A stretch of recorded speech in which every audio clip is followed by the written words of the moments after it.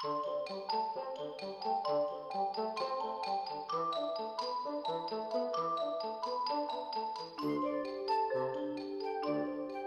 one of the advantages of me for participating in the BELA network is really that opportunity to network with peers, because it doesn't really exist in any other forum that I've come across so far.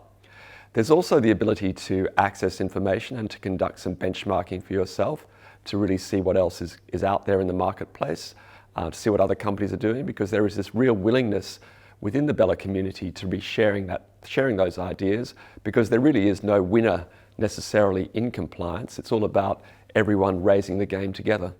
The advice I would give to a new ethics and compliance officer really would be to take advantage of the opportunity that BELA offers to connect with others.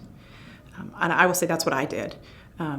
Tim Arblich offered to introduce me to a couple of people, and I ended up connecting with Alan Usbay at HCA, who's since retired. And Alan was the most valuable resource.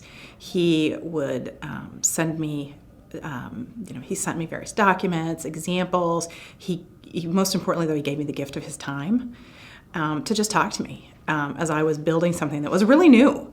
There are frameworks for what a compliance program looks like. There's not a set framework for what an ethics program looks like. So having access to some of these great thought leaders who could help mentor me as I was developing my program was incredibly valuable. The additional thing I really appreciate from an ethisphere standpoint is the research. I think a lot of times it's hard for some of our leaders to understand, well, why do we do this, or why is culture so important, or why do this, why? And when you can give certain data points, it's really powerful. And that's the beauty of what ethisphere, BELA, what that brings to the table. It's identifying the right data points that you can use to effectively shore up what it is you do. So what are the tools and offerings of BELA that I find most impactful? First of all, the exchange with the peers and the colleagues in the global community is really rewarding to me.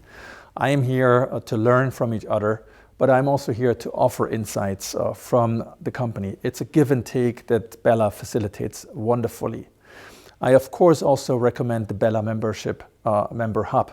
There are plenty of resources. Bayer has actually put some on them, and I think this is a tremendous resource that everybody should spend time on, because there is constantly new material uploaded on a number of topics. And I think lastly, the so-called concierge service of Ethisphere, where you can ask a question either on data points or other initiatives, and BELA or Ethisphere is looking into existing materials, is soliciting input from members, and is then ultimately answering your question, is an amazing asset. So I value all of this.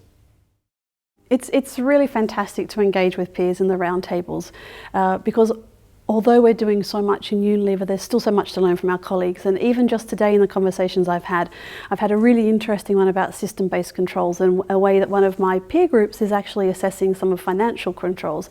And I just know that that's not something that we're looking at under business integrity, and I'm also not sure my finance colleagues are. So there's that connection. So there's always an opportunity and a way to learn how to do things differently.